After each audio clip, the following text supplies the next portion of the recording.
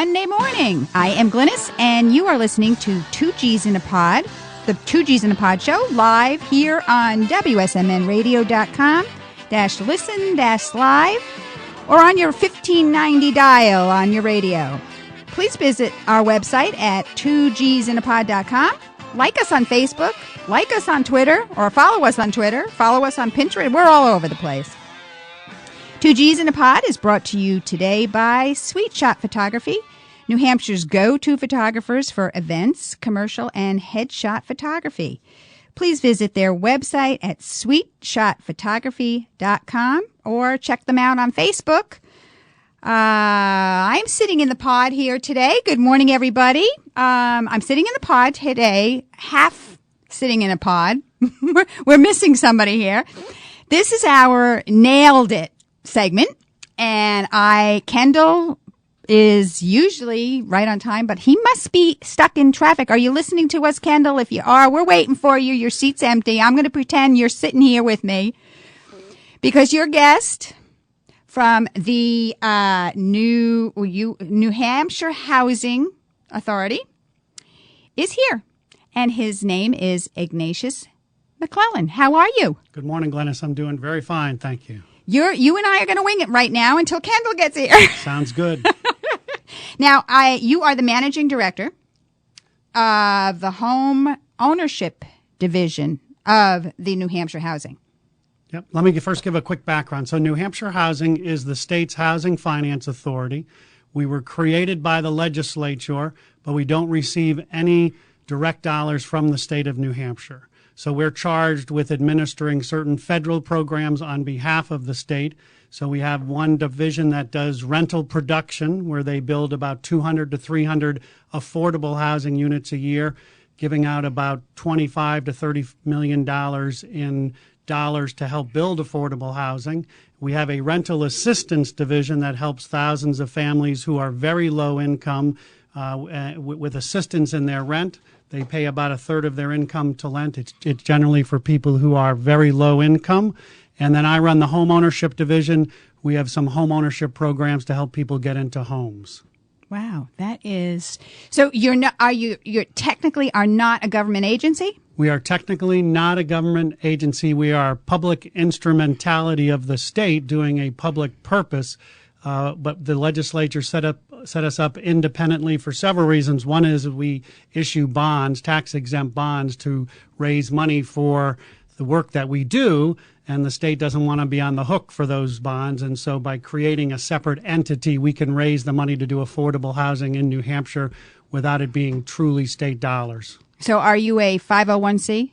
We're not a 501c3 because we are it's a separate category for government instrumentalities. We are not a taxable entity. We are a nonprofit entity in that respect, but we're not a 501c3 like other nonprofits would be.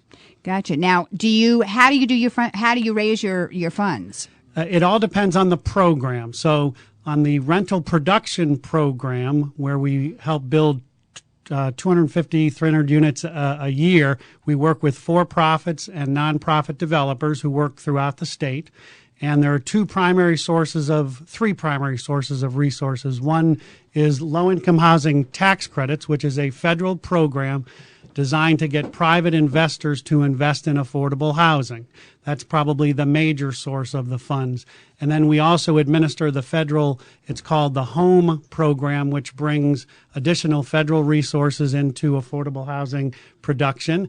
And then we also can do tax-exempt bond financing. So in that particular case, it's a combination of federal dollars and private dollars, and then commercial dollars, because local banks will do construction loans and permanent loans on these affordable housing. So that's the multifamily side. On the rental side, we run basically what they call the Section 8 program, although it's now called Housing Choice Vouchers, and it's for people who are very low income, so people making less than 30% of the area median income, which would be somebody making $20,000 a year. And the program is designed to provide them a rent subsidy given the high cost of rents, which we'll get to, I'm sure. And then on the home ownership side, we're completely self-funded. So we purchase loans from our lenders, and then we sell those loans into the secondary market, and that's how we finance on the home ownership side. Now, you said maybe I have this beautiful smiling face here, gritting his teeth. Red-faced, yes. Take a deep breath. Thank you. What were you, in traffic? Somebody needs to call in and tell me if that's the normal Monday morning traffic from the Bedford toll. Ignatius said the same thing. Yeah. It was very heavy this morning. And that's what I said. I told Ignatius, Kendall will probably be a little late because he gets stuck in the toll booth up in Bedford. need to leave It's the earlier. same thing. Welcome back, Kendall. Thank you. Good morning. Good morning, Ignatius. Good morning, Kendall. Good to see you. I was a little nervous. I said to Ignatius, we're going to have to wing this because without Kendall, I'm going to be a little lost in this conversation. But we're doing pretty good, I think. We're doing all right. I knew that you would, and certainly welcome Ignatius to the program this morning. Great to be here. Oh, it's thrilling. I'm very excited to talk or at least listen to all the different housing issues that we have in the state and those that we don't. But I wanted to ask you, how was Vegas? Did you go to Vegas? I was at a conference in Vegas last week, yes. And how was that? Conference was great. I'm not in love with that city. I don't gamble. No. What is in Vegas stays in Vegas? Usually. So they say. So what were you doing in Las Vegas? It was the International Builders Show in the annual convention of the National Association of Home Builders. And so it is a large gathering of industry professionals from around the world talking about the housing industry, all facets of it. There's a large trade show, and it's one of the largest conventions in the world for our industry. So it's all over the country. Industry was at the Vegas. Yes, there are trade about show. 50,000 attendees. Wow. About half of what it used to be, but it's starting to build again. So it's very educational, and get enthused and energized to come back and do the work of housing here in New Hampshire. Good. So you came back with some positive outlook? Yes, there's a lot of good things going on. Good. And that's what we're talking about this morning. Hopefully a lot of good things going on. A lot of the challenges still remain. And I'm sure you got started with talking a little bit about New Hampshire housing. We did, yes.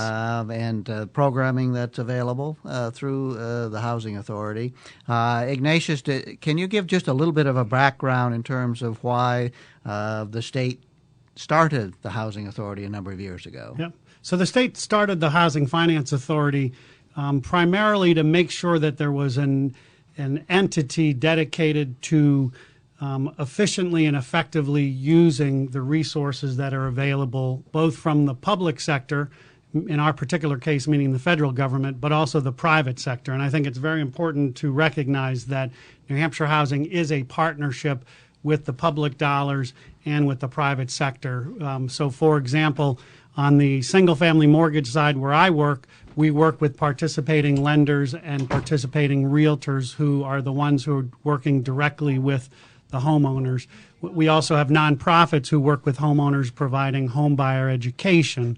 And then we work with the secondary market. We work with Fannie Mae and we work with Ginnie Mae in the secondary market side. So the state saw the need to have a public entity, although not a state agency, to bring together the resources of the public side and the private side and to find a way to effectively and efficiently deliver it for the people of New Hampshire. It's one of the great things about working at New Hampshire Housing is that combination of mission and business. And it's a wonderful opportunity to bring resources to the people of New Hampshire on the rental side, on the rental production side, and in my case, on the single-family mortgage side. I have a question. Do you have anything to do with the hemp programs and the affordable mortgage when people were going into foreclosure? The New Hampshire Housing, did that have anything? Do you have anything to do with that?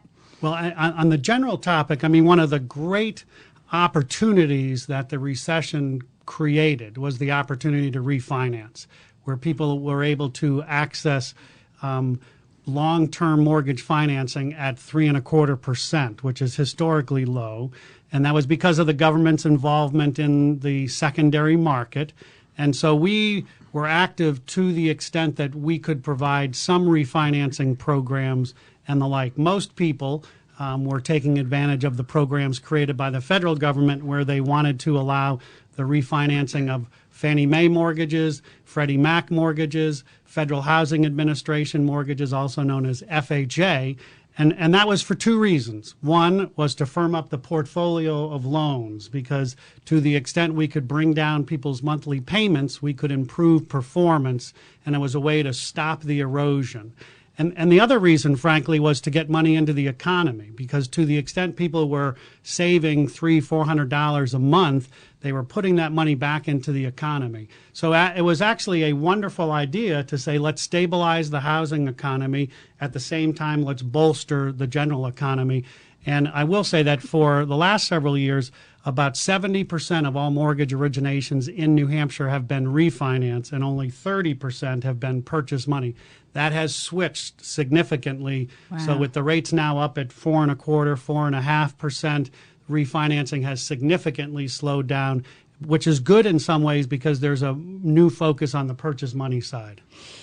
And I say this because I'll be perfectly honest with you. We had a Fannie Mae, and we were underwater, almost in foreclosure. So 2 years ago, we got involved with the hemp program.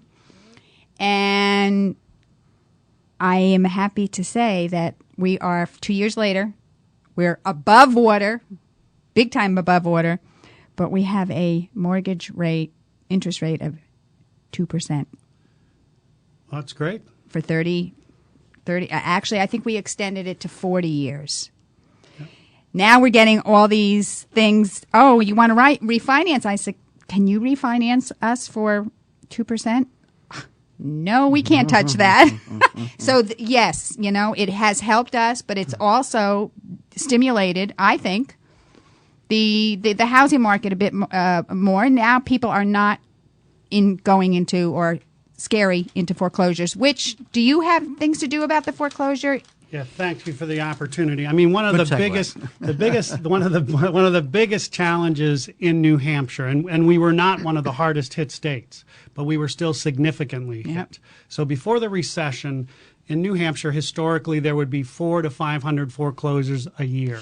During the peak in 2010, we had 4,000 foreclosures. So in a 5-year period, we had 17,000 foreclosures in the state of New Hampshire. And I think the key thing for New Hampshire Housing as a mission organization, and we hear this from our nonprofits, this was a familial, community, and market-wise crisis. And the good news is that the state of New Hampshire created a new program called Home Help NH, and folks can access that by going to homehelpnh.org or calling 211. And New Hampshire Housing, on behalf of the state of New Hampshire, has set up a network of 8 nonprofits who are working to help people who are in foreclosure. The good news is that the numbers last year were down. So there were 2,700 foreclosures in New Hampshire last year as compared to 3,700 just the year before.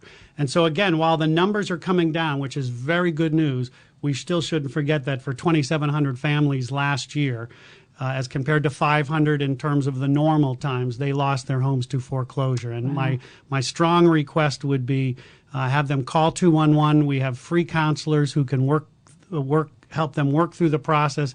And there's also a legal initiative for folks who want to get to have a lawyer look at their documents to see what can be done. And not all of them stay in their homes. I mean, but the good news is they have an objective professional person review their circumstances and help them make the best transition for their future housing options. Yeah, because I think that was the hardest part that we had. Legally, we had nothing to, we had nothing to stand on. We needed a good lawyer. But as you know, good lawyers are very expensive. So we were able to retain a lawyer, got us out of water, but we're still paying the lawyer off now, So it's kind of a catch-22. We're out of the foreclosure, thank God, but I'm shocked to hear there's still that many, There are still too many, Glennis, and again, as Ignatius is saying, there is a resource available to them, and we urge people as soon as they need help to, again, access 211 or the program as was explained. And having experience in it, Kendall, I can only say, don't wait. Yes. And that's one of our number one messages, is because unfortunately too many people are waiting because of the embarrassment until it's too late. And one of the things that we have seen, so the Home Help NH in its first year saw over 850 individuals in New Hampshire and provided over 5,600 hours of free counseling. A lot of them waited too long. And the reality is that this hits every economic level, and the data shows that these are people who were making $50,000 to $70,000 a year and found themselves for the first time ever needing to look somewhere else for help. And that's not something people who are making that kind of money are used to. And that's one of the things we're working on our marketing campaign. How do you reach people who aren't used to asking for help? That's right. They're used to doing it on their own. Yeah. And Hello? something as complicated as this, and again, the embarrassment factor, they say, I'll do it myself. That was the biggest thing for my husband and I. He lost his job, and that was our biggest we used to pay our mortgage right on ahead of time, and now here we're falling behind. The embarrassment of having to ask for help when we're not used to asking for help. I urge anybody out there who is still in this situation to contact you. Call 211. 211. That literally 211. 211. Yes. And we've hired 211, which is a statewide call-in referral center, and they're trained to know what do you do when someone calls you about this issue. And I will tell you, one of the things that I think at New Hampshire Housing we are extremely proud of is that the state used the money, which was from the National Mortgage Settlement. We work with the Department of Justice and Banking, and approved by the Executive Council and then a legislative committee to help people in New Hampshire. And I think the people in New Hampshire should be very proud that their state is standing with them. Yes. And Glennis, as a Board of Directors member of New Hampshire Housing, I'm extremely proud as well of what the authority does, the expert staff that they have there in terms of running all of their programs. Ignatius, why don't you say briefly about one of the other programs we have, and that's home buyer education programs that, again, at the very front end of the process is so important for people to get off on the right foot. Yeah, I mean, it's extremely important that with the new regulations after Dodd-Frank. So Dodd-Frank was a big movement to say, what can we do to shore up our financial system? And it tried to look at it at both the micro level of the loan and the macro level of the secondary market. But what we need to never forget is the best defense is a well-educated homeowner. And so there is, in New Hampshire, a system of housing nonprofits that provide classroom education and counseling for people who want to become homeowners. And New Hampshire Housing has also developed an online course that anybody can take for free, again, because we believe that a well-educated home buyer is probably one of the best ways to ensure that people can succeed in home ownership. In prior days, there was this sense that we need to get people to be homeowners. I think the new focus is we need to get people to be successful homeowners. And some people are ready for home ownership, and some people are not ready, and home ownership education will help you figure out, are you ready or are you not? Before the break, we were talking about the education process for new homeowners and all about home ownership. And it's, for these young people, and I guess there's older people, too, that are looking to own a home. Well, I think education is important for everybody getting into this very complicated and very expensive process of buying a home. And as Ignatius said before the break, the best defense is a good offense in terms of what we're talking about here. Learning the ropes, so to speak, of what's involved with true ownership of a home. Maintenance costs, making sure that enough money is there for all of the utilities, unexpected costs, things of that nature. And most of the programs, if I'm correct, require people to take the education prior to going through the process and obtaining their mortgage. And I think statistics say that those who do it are much more successful in the long run. Yep. So New Hampshire Housing offers both home buyer education, and then we do have certain programs, mortgage programs, specifically created for first-time home buyers. We don't just help first-time home buyers, but that's our primary market. We have, for example, cash assistance for people who, what we're finding today with so many young people with high student debt, it's very difficult to come up with a down payment, and they are otherwise credit worthy, able to afford the mortgage, good credit, having trouble, say, for the down payment. We have a cash assistance program. We also have a new home buyer tax credit program, which is available for first-time home buyers or people who are buying in targeted areas that can help them save $2,000 a year off of their federal taxes, another way to make home ownership more affordable. And our programs are on our website, GoNewHampshireHousing.com. That's GoNewHampshireHousing.com.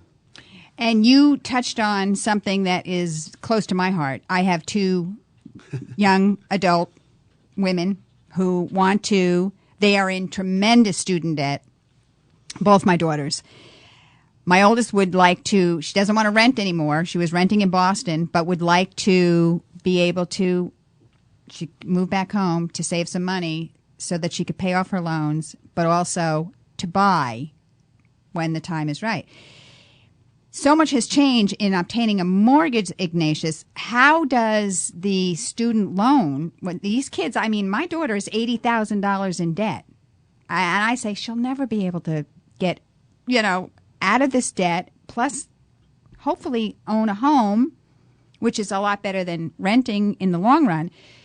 What's being done about that? Because I know trying to obtain a mortgage today is nothing like it was when we got it 10, 12, 13 years ago. So what do you tell these young people? I think my message would be yet. And I think rather than saying never going to own a home, try to stress that it's yet. It may not be time, especially given the high student loan debt. For folks who don't have the high student loan debt and who have good income and know they're going to be somewhere for 5 to 7 years, this actually may be a very opportune time to buy a home, because prices, while they have come up about 8% between 2012 and 2013, and interest rates, while they have also come up about 1%, they're still at historically low. So it's a great time, given the values that are being asked for and given the interest rate environment. It actually is a good time to buy. And then the other thing to think about is the rent. So the average rent in New Hampshire for a 2-bedroom unit is approximately $1,100.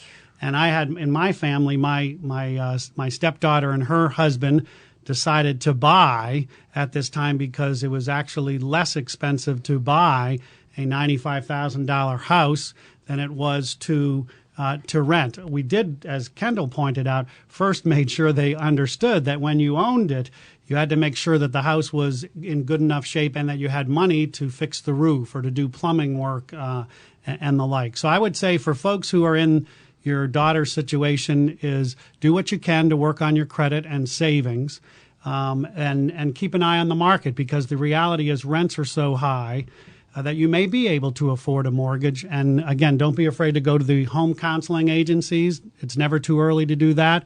GoNewHampshireHousing.com has mortgage calculators where you can put in what you have available in terms of monthly payment and can tell you what amount of home you can afford. My daughter was paying in rent, not here in New Hampshire. She was in Boston, so it's a little bit different. But she was paying in rent what we pay for a mortgage. Yeah. And you'll find that's the case in high-cost areas quite often. My own daughter and her husband just recently purchased a house, moved in the day before Christmas in Massachusetts. But again, I think one of the words is, and Ignatius says yet, you won't get a house yet, or maybe not never, is patience. Have to be patient. My wife and I bought our first house when we were 23 years old. My daughter and her husband bought their first house and they're 35. Yep, but they had to save. They had student debt. Both professionals live in a high-cost area, and so therefore they bought a house that is relatively expensive to what we're talking about here in terms of affordable housing. But yet they waited, and again, it got to the point where the timing was right. The cost of renting was going up all the time, and so transitioning to home ownership was a good time for them. So the timing is right for everybody, and it's different for everybody, I should say. And wouldn't you say that that's what this actually the positive of the, or maybe it's the negative, with these high foreclosures, supply and demand, those who were foreclosed on had to go somewhere, so they rented. So now the demand for rent is sky high. Yeah, vacancies are down. Yeah, vacancies are very low. Let's talk transition a little bit into the market here in New Hampshire in terms of demographics that are changing. It's impacting the housing market. It's impacting all economic sectors in the state in terms of attracting folks for the different industries. And where is the market right now, Ignatius, and where is it predicted to go in terms of demographics / housing? So first let me answer it on kind of a micro level, talk a little bit about sales price and interest rates, and then segue to a study that New Hampshire Housing just commissioned. But just to put the sales in perspective, for the state of New Hampshire back in 2007 at the peak, the median house price was $245,000. Today, it's $212,000. So it has come down. However, there was a growth last year of about 8%. I mean, and I think there's been a long enough term growth that most people feel pretty confident that the values today are good, solid values, and there should be some increase over time. It may not be what we saw before, but it should be good increase over time. In terms of the interest rates, they've gone up over the last year, and I think we are in a rising interest rate environment. And the question is how quickly and how much will they go up? But the general sense is that we're probably going to have still historically low interest rates going into the next year. So New Hampshire Housing, in addition to being a resource for funding in the state, is also a resource for policy issues. So we commissioned a study with the New Hampshire Center for Public Policy and with Applied Economic Research just to see what is happening in New Hampshire demographically from a housing perspective that may have big impact for New Hampshire. And just a couple of the quick highlights. New Hampshire's population growth is slowing down with fewer new people coming into the state. And one of the people on our policy staff said in the old days, we would say growth is the key word. That is not the case right now in New Hampshire. It's no longer growth, it's change. So the question is, what does that change mean? Well, the jobs that are now being produced in New Hampshire from a dollar perspective are not as high paying as the jobs that left during the recession. That has an impact on what people are going to be able to afford. The elderly are increasing in terms of their share of the market, the housing market generally, because younger people are not staying, they're leaving, younger people are not coming back in.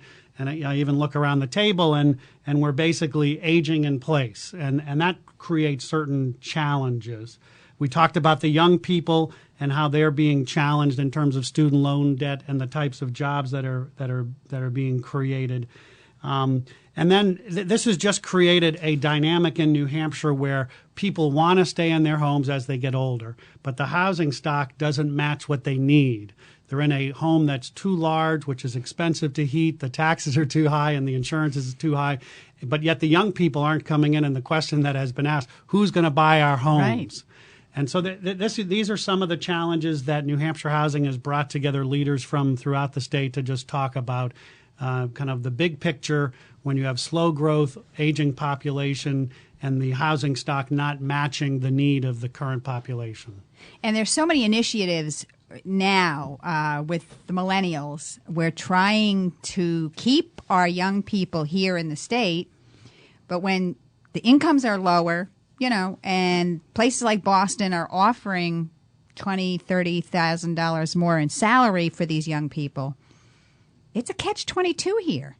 It really is. We're in that position that you just mentioned, Ignatius. We are in a 4,200 square foot home, my husband and I. Thank God the girls just moved back because it's actually filled in the echoing and But we were in a house with 2-3 years ago, before we got into this foreclosure mess. We probably could have sold our house for $650,000. Well, my neighbor just sold their house, our age, just sold their house for $430,000. Same size house, probably. Apples to apples. Right. That is painful. My daughters don't want our house. It's too big. But I just read somewhere that the trend is going to be going back to big again. Why? It's interesting. National statistics are saying just that, Glynis, that we find that the size of new homes that were built during the recession, and again, there was building during the recession. It didn't stop completely.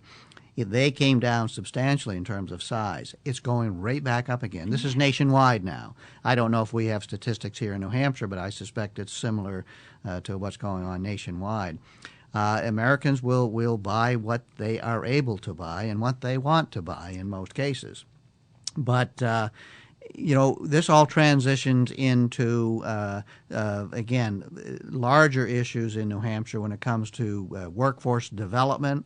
We're finding many industry sectors, including high-tech, saying we need skilled labor. We need to make sure that the educated young folks are staying in state or moving into state.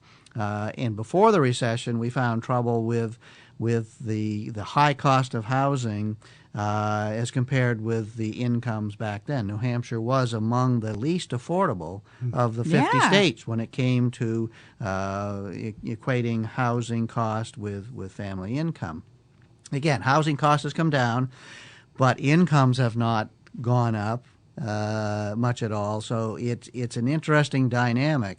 The population is aging, as the study is pointing out, as Ignatius is pointing out, and it's full circle. So when we talk in policy discussions in all the stakeholders in the state about housing, we try to talk about in the context of the other industry sectors, economic sectors in the state. We need high-tech to grow in terms of job employment because they pay quite well. Mm-hmm. We need all sectors to grow. So it's a very complicated issue that many of us in the industry talk about all the time.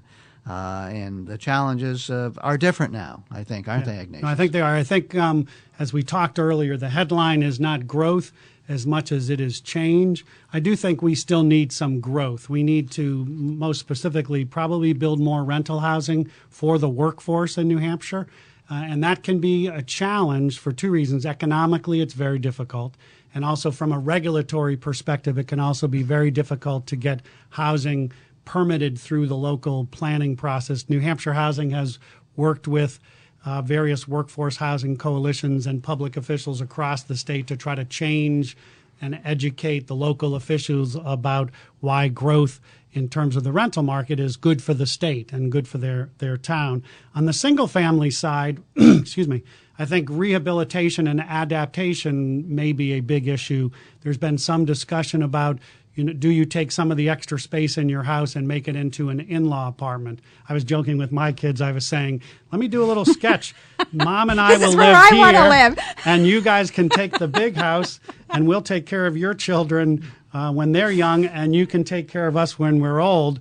And they quickly pointed out, to see the state of Colorado, we will move to Colorado before we implement that plan that you have. So, I mean, I do think that when we think about what is physically in the state, I think rehabilitation and adaptation for folks who are staying in their home. My wife and I just added a wood-burning fireplace, and because we have a place where we can cut trees off of our property, to say, what can we do to bring our energy costs down since we want to stay here for 10 or 15 years. I think we're going to see a lot of that adaptation, and our hope is that we see some more rental production across the state. There's some market rental production occurring in the southern part of the state and the seacoast because it makes financial sense. Much more difficult given land cost and construction cost to do it elsewhere in the state. And so how does the state meet the affordable rental needs in those parts of the state you just mentioned, northern part of the state? Yeah.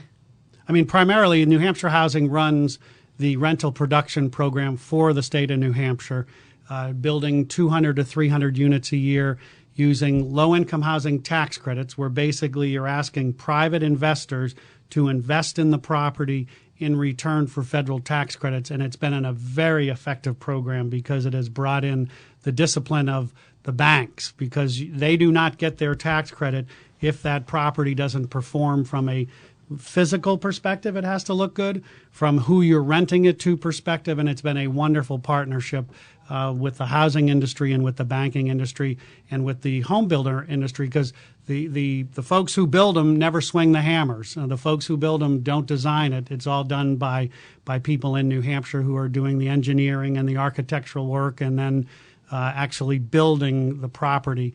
And then we also have other federal programs, Home Dollars, which is a block grant program where the federal government block grants money to the state. We put that money in, and then tax-exempt bond financing, which has been a little bit difficult.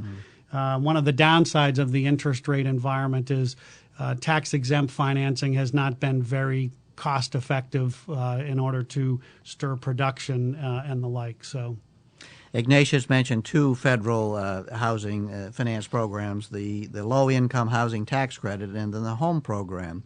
And those of us, again, in the industry, quite often are speaking with our congressional delegation, because this speaks to what our senators and representatives talk about and debate, and when it comes to the federal budget and the different programs. Quite often we will end up going to D.C. to speak with the delegation about these particular important issues relative to housing finance. And as most people know, there is an awful lot on the table. Everything's on the table when it comes to tax reform in Washington, D.C.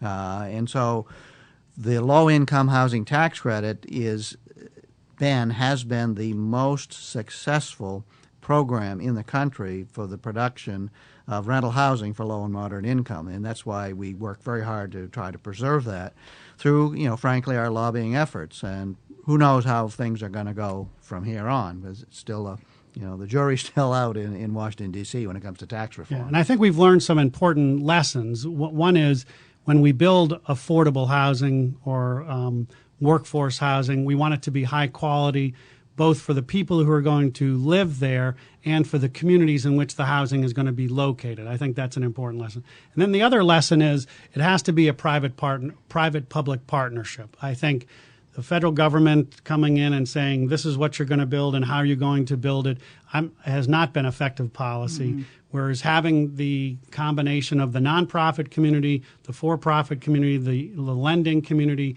in partnership with the government has produced, as Kendall said, one of the most successful and effective housing programs in the United States, with long-term affordable units that are of high quality and with reasonable rents.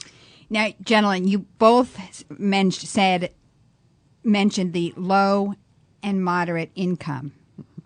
What is that? What is considered low income? What is considered moderate income? That is a great question, Glennis, because it speaks to some of the political and public relations challenges that the state faces and the housing industry faces in the state when we start talking about workforce housing or affordable housing, whatever terminology that you want to state.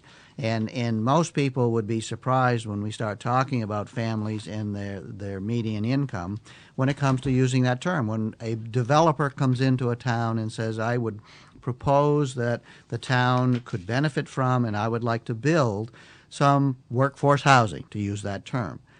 He needs to really have folks understand what he's talking about in terms of folks' median income. And you've got some numbers there. I've got some numbers. So the New Hampshire statewide median income for a family of four is just about $80,000. Mm-hmm. And that's two people working, making $45,000 a year. But it does vary greatly by county. So we're sitting right now in Nashua. Median family income is $94,000. But then you head up to Coos County and it's $55,000. And obviously unemployment rates are even higher. The good news is the cost of buying a house is less in Coos County. However, the heating cost can be quite significant. So as Kendall pointed out, even people who are hardworking at times can need some help with getting into the housing market, whether it's on the rental side or whether it's on the for sale side. And we have seen a challenge of affordability for certain people. If you work if a family works full-time at $10 an hour, both parents working, you're unable to afford the $1,100 a month median rent in New Hampshire. That's a challenge. So is it a dual income that is that you base your low and moderate median ranges, or is it one salary? It's based on household. Based on household. On a family, household. yes. Yeah. Mhm. Okay. So what's low income? So low income. So, for example, we talked very early on about our rental assistance program, where we help people who are at 30% of area median income. And so in Nashua, since we're sitting in Nashua, 30% of area median income for a family of one is less than $20,000 a year. So often those are people living on Social Security disability or elderly living on just their Social Security check. For a family of four, that would be about $28,000 a year would be considered someone who was very low income. And those are the folks who are, can you imagine paying $1,100 a month when you're making $28,000 a year with a family of four? That's significantly rent burdened is the word. So where does the New Hampshire housing come in that case, Ignatius? What is the help you can provide for some of these single family homes or not single family homes, but single income homes? What can you give them to become rent or, to get into a moderate rental so they can afford to do so? Yeah. So, I mean, one of the early questions was, why did New Hampshire housing get created? And this is why we've talked about rental production in terms of construction. We've talked about the policy work in terms of trying to educate people about workforce housing. And now we can talk about rental assistance, which we have a division that works with people with rental assistance. So the federal government has decided to support very low-income people by providing housing choice vouchers to the state. Most people know it as Section 8. And under the Section 8 program, you are you pay 1/3 of your income towards the rent, and then the federal government pays the rest of the rent. The problem is New Hampshire and every other state in the country has significantly less vouchers than the need. And so if you were to come into New Hampshire housing today and apply for a housing choice voucher, Section 8 voucher, you would probably wait anywhere from 7 to 10 years to get your vouchers. Jeez. So people who applied to New Hampshire in 2006, they've been on a waiting list ever since, and those are people with preference meaning that they are their rent burden. We talked earlier about rent burden. It's taking them until today to actually get their vouchers. And so you have some very low-income people in New Hampshire who have been rent burdened for 8 or 9 years who are finally getting their vouchers today. And number of vouchers for each of the states has not been increasing; it's been decreasing throughout the years. Is that correct? That's correct. Yeah, and it's been a challenge because you have to manage your resources to the federal target. And one of the impacts of the budget challenges in Washington is when they can't reach a budget agreement, state agencies or state entities like New Hampshire Housing have to guess where the resource is going to be at. Thankfully, we now have a federal budget and we're able to work towards that target to make sure we get as much of that resource out as possible, because you don't want to overreach if you don't know what the resource is going to be. But once you know what the resource is, our obligation is to get that out as quickly as we can. If a family has a housing choice voucher, they can carry that from year to year, but at times do they give it up? Do they make it out of that particular segment? Yep. I mean, we have two programs at New Hampshire Housing that aim to do that. One is, it's called the GOAL program, and the goal of the program is to take people who are housing choice voucher recipients and see what can we do to boost their income. And the biggest challenge has been when you boost your income, you lose your housing assistance, or you boost your income and you lose your insurance. And somebody commented that with the new federal health care, people may be less worried about losing their health care, but they still worry about losing their housing assistance. So this tries to motivate people to get to work. Some of the money that they earn goes into a savings account that they can access. The goal is, how do we transition people who can from public assistance to self-sufficiency. And the Keene Housing Authority has a huge program called Welfare to Work, which aims to do that. And then also some folks may be able to transition to use their voucher for home ownership. So for people who are credit worthy and are able, they could use their voucher to help them get into home ownership. And then one other program New Hampshire Housing does so much is the individual, it's called an IDA. It's an individual development account. And New Hampshire Housing, in conjunction with New Hampshire Community Loan Fund, helps low wealth people save money. And so for every dollar the low wealth person contributes to this account, through resources such as New Hampshire Housing, they get $4, so that at the end of several years, they'll have enough money for a down payment, or they'll have enough money for education or the car that they need. So as Kendall points out, we just don't want to be in the give it away mentality. We want to see what can we do, given the program limits, to help people move on to self-sufficiency. Get back on their feet. Yep.